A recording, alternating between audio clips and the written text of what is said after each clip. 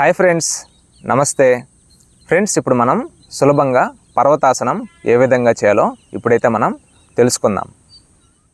ముందుగా ఈ విధంగా బోర్ల పడుకున్న తరువాత ఇప్పుడు రెండు పాదాలు దగ్గరకు జరిపి తరువాత పాదాలను మెల్లగా మడిచి రెండు భుజాలకు పక్కగా చేతులు వచ్చే విధంగా రెండు అరచేతులు నేలను ఆనే విధంగా ఉంచుతాం. ఇప్పుడు చేతుల సపోర్ట్తో మెడ భాగాన్ని, ఛాతీ భాగాన్ని పైకి లేపుతాం. తరువాత సీటు భాగాన్ని, కాళ్ళ భాగాన్ని కూడా ఇలా పైకి లేపాలి. ఇప్పుడు రెండు పాదాల అరికాలను నేలను ఆనే విధంగా చేస్తాం. అదే సమయంలో మోకాళ్ళు బెండ్ చేయకుండా రెండు అరచేతులు నేలను ఆనే విధంగా ఉంటుంది. ఇప్పుడు నడుము విరుస్తూ తల భాగాన్ని ఎంతవరకు వెనక్కి వంచి ఉంచగలిగితే అంతవరకు తీసుకెళ్ళాలి. ఇది ఆసన స్థితి.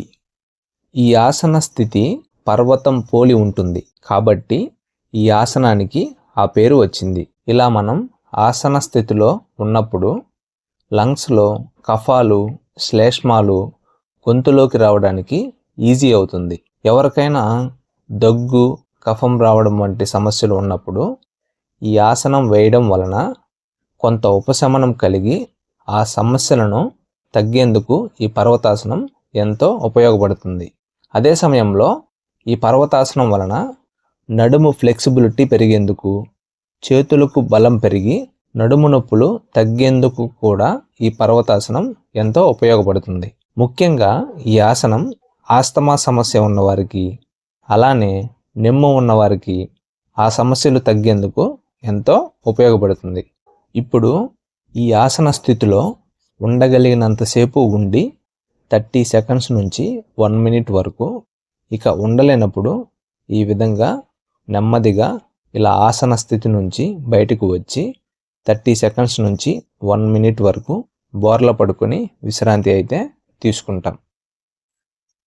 ఫ్రెండ్స్, చూశారు కదా, ఈ విధంగా పర్వతాసనాన్ని రోజులో భాగం చేసుకొని ఎంతో ఆరోగ్యంగా ఉండాలని నేను మనస్ఫూర్తిగా అయితే కోరుకుంటున్నాను.